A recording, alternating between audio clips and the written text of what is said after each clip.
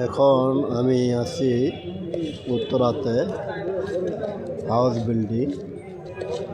এদের চাচা মুড়ি বানাচ্ছে, বয়স্ক লোক।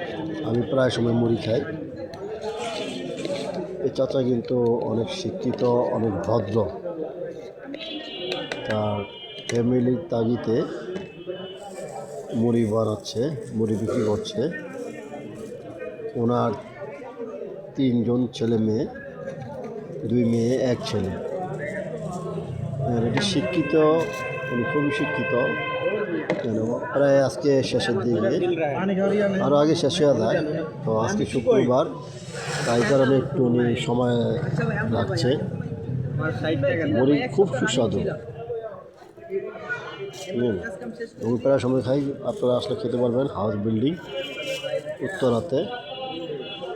আসলে ওনার বয়সী লোকেরা কিন্তু দেখা গেছে হাজার হাজার কোটি টাকার মালিক, অথচ শিক্ষা যোগ্যতা জানতে গেলে পাওয়া যায় 5 পাস বা 8 পাস বা মেট্রিক পাস, এর বেশি না। হাজার হাজার কোটি টাকার মালিক। আর উনি কিন্তু খুবই ভদ্র, অনেক শিক্ষিত। ওনার বাসা হইলো, গ্রামের বাসা হইলো গাইবান্ধা। উনি এই জায়গায় থাকে। ওনার ফ্যামিলি, ছেলে মেয়ে তাগিতে। তো ওনার স্ত্রীও থাকে দেশে, ওনার ছেলে মেয়েরা দেশে থাকে।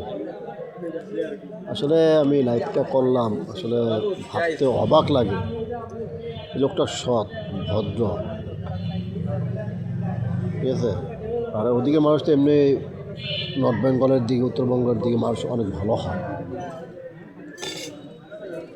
আসলে খুব খারাপ লাগে, সব মানুষ থাকবে একটা অফিসিয়ালে, এই মানুষ এখন মুড়ি বিক্রি করে, তাও শীতের ভিতরে।